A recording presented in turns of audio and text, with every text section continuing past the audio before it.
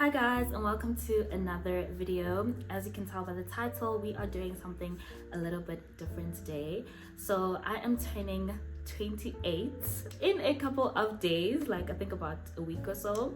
So I thought, why not make this video and share some of the things that I have learned in my 20s so far. The 20s are such a hard, difficult, challenging and trying time, and I feel like it's a time that really tests like everything you know and everything that you were taught growing up, just to like sort of build your character and build who you are going to be going forward. So I just thought I should share some of the things that I've learned in my journey so far.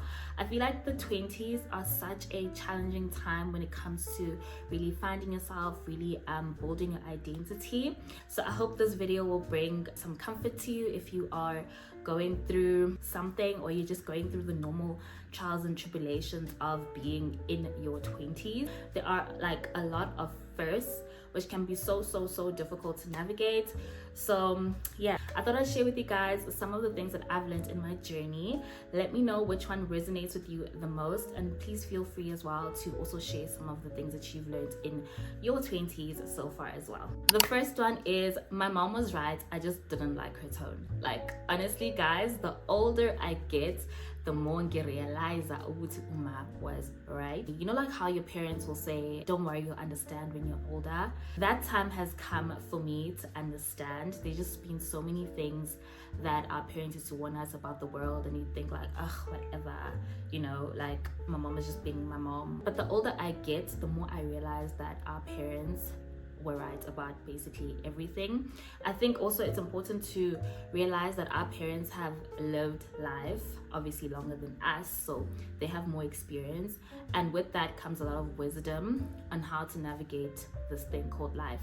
So when your mom tells you like, hey, this is probably not going to end the way that you think that it will, she's probably right. You probably just don't like her tone, but she's probably right, and you'll see it. I mean, the second one is slow down and smell the roses. Oh my gosh, I feel like in our 20s we are in such a rush to achieve our goals, to get that car, to get that husband, to get that job, to we are just rushing. Not but guys, we are just rushing. It's so important to be present. Sit down, smell the roses, look around you, practice gratitude, okay? Because I feel like in my, I would say like early to mid 20s, I really just really wanted to like achieve a lot, and it wasn't really happening for me, and I just let that consume me. And I feel like when you're operating like that, where you are just looking ahead at the future and not appreciating the now, you are not present. You're just looking at the future and you're not appreciating the now. There's a reason why certain things take time. I feel like everything that comes from God and is meant for you takes time, and it took me such a long time to actually realize this, because I was so focused on getting that job, getting that car, making it in life. And then I think I read this quote this one time that says, if you achieve everything now, what are you going to do for the rest of your years? And it kind of stuck with me, because it's like, damn, really? Because life is long. Yes, life is short, but life is long. And you obviously, like, we all want soft life, we all want money, we all don't want to, and we want to go through the hardships of life with money, because let's not deny it, money does make things feel a little bit easier, a little bit more comfortable. But again, like, if you achieve everything now, what are you going to be doing for the rest of your years? Everything you want will come to you if you believe in it strong enough, if you are working hard for it, and if it is truly meant for you, it's going to come to you. Yes, maybe you're going to be miserable in the time because you feel like you're working and you're grinding and you're not seeing the fruits of your labor, but it's coming, okay? You just have to trust in divine timing. You have to trust in the Lord, and everything is going to work out. Quick story time around that. On my 25th birthday, I cried so hard, guys. On my 25th birthday, I was miserable. I didn't have the job that I wanted. I was working a job that I hated like a good year and a half. I just felt like everything that I worked hard for was basically all for nothing, because I was nowhere near where I wanted to be. I just felt like I was working to survive, and it's like the worst feeling to be working a job that you hate and not be able to actually even do the things that you like you're literally just working to survive. survive. So I had a breakdown on my 25th birthday, and on that day, my partner at the time, he had tried to make the day special for me, but because I was just so focused on where I'm not where I thought I would be by this age, I couldn't enjoy. Like, I tried to put a smile on my face, I tried to be there, I tried to be present, but my mind was still fixated on the fact that I was not happy and I was not where I thought I would be. And I remember coming back from that day and bawling my eyes out, and I remember telling him like, oh, you planned such a nice day for me, or you tried to make my day special, but I'm going to go back to my shitty life tomorrow after all of this is done. Guys, and I often think about that birthday because literally a month later I got a call for a job that I had been wanting. And I'm saying all of this to say, like, sometimes we stress and we worry and we get anxious and we are just miserable, but that does not change when the thing is going to come to us, you know. So rather than being miserable and being anxious all the time while you are in your waiting period, just have peace in knowing that the things that are meant for you are going to come to you. Because like, I could have just enjoyed my 25th birthday and not worried so much about what tomorrow is going to bring, because the things are going to come to me anyway. If it's for you, it's coming to you anyway. So it's up to you. Do you want to wait like in misery, or do you want to wait like in peace and knowing that the things that you are working hard for are going to come to you? And don't get me wrong, I know that it's very hard when you're working for something every day and you're not seeing results. It gets tricky, but then also try to just bring yourself back to the fact that if it's for you, it's definitely coming to you. The next one. Disrespect from someone or someone not seeing your value does not mean try harder. Oh my goodness, guys. I really wish that I could have learned this way earlier in my life. And this kind of touches some other deeper issues that I have in my life. Like I mentioned earlier, I was a bit of a people pleaser. Okay, not even a bit of a people pleaser. I was a people pleaser. And I think that also stems from going to an affluent private school.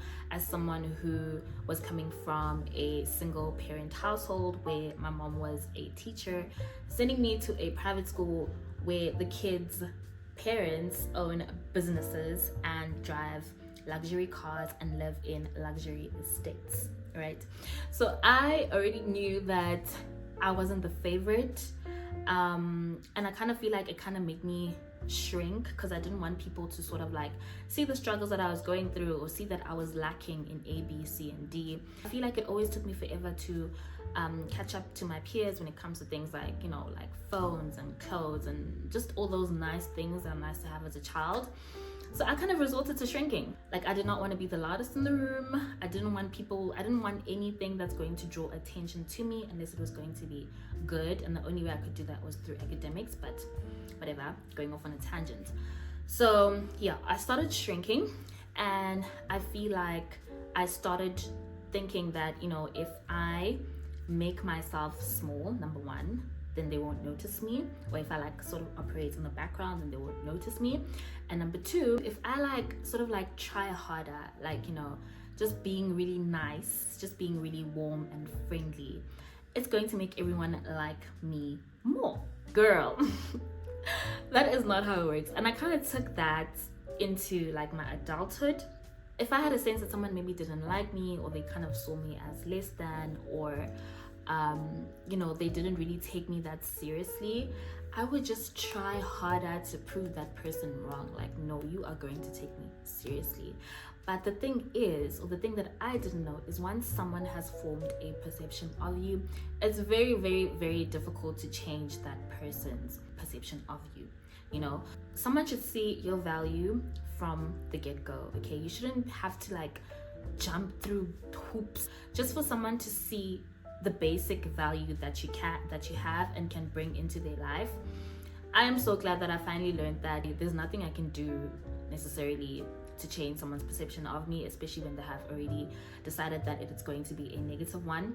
People will run wild with that because it makes them feel better, and it really has nothing to do with me. So when someone shows you that they do not value you, that is not an invitation for you to try harder. Like, why are you doubling the dose? They already don't like the first dose that you are giving them, and you want to go double it. For what? For what? Honestly.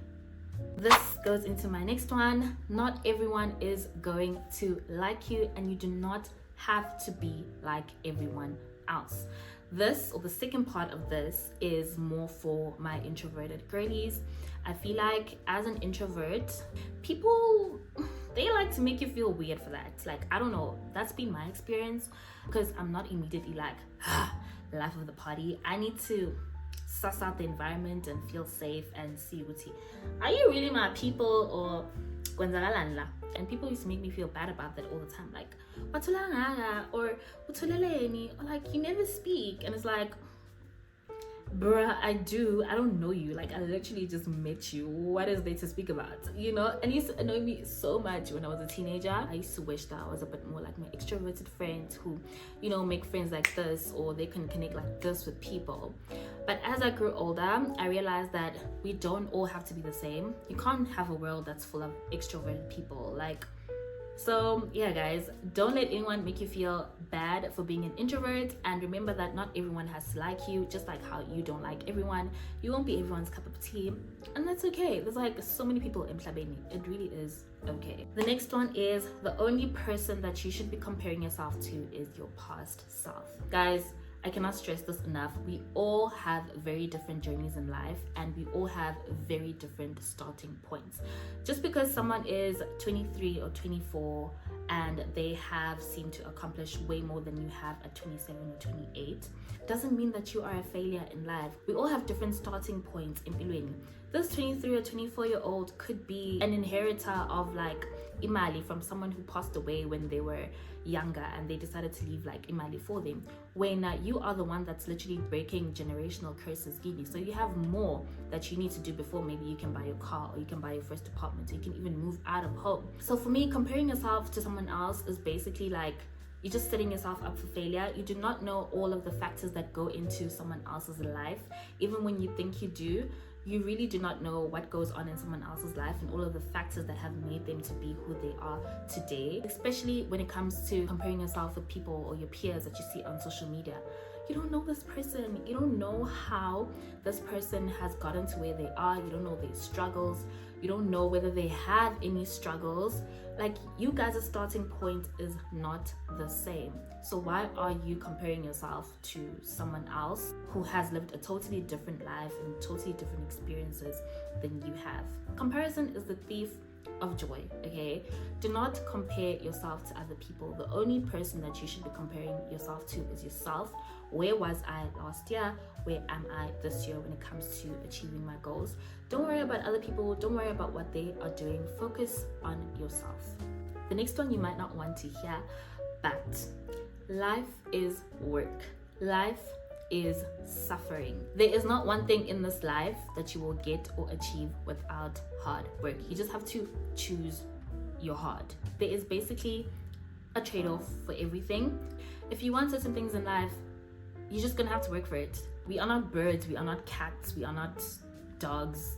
I don't know, you get what I mean? We are humans, and we don't just get to cruise through life and just have things, you know, handed to us.